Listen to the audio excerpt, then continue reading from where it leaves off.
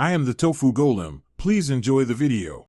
You start by choosing what the QR will carry and why, a URL, vCard, or suite recorded message. Once decided, pick error correction, L/M/Q/H, so the code survives printing and embroidery. Higher correction tolerates damage. Export as SVG for crisp scaling or PNG at 300/600 dpi for printing. Make sure to scan the generated code on your phone right away. If it fails, adjust content length. Now adapt the QR into your Rakhi layout while preserving machine readability. You should keep a clear, quiet zone around the code and avoid placing decorative elements over the data modules. These can break scanning.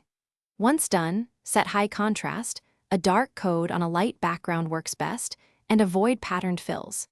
Export a scaled test print at the intended physical size and scan it. This confirms the code remains readable after styling adjustments. Finish by producing a test Rakhi with the QR applied, whether printed tag, laminated card, or embroidered patch.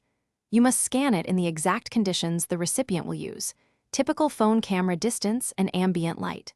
If scanning fails, make targeted fixes, increase physical size, strengthen contrast, simplify decorative elements overlaying the code, or regenerate with higher error correction. Once the final assembly is done, retest the finished piece to ensure reliable scanning.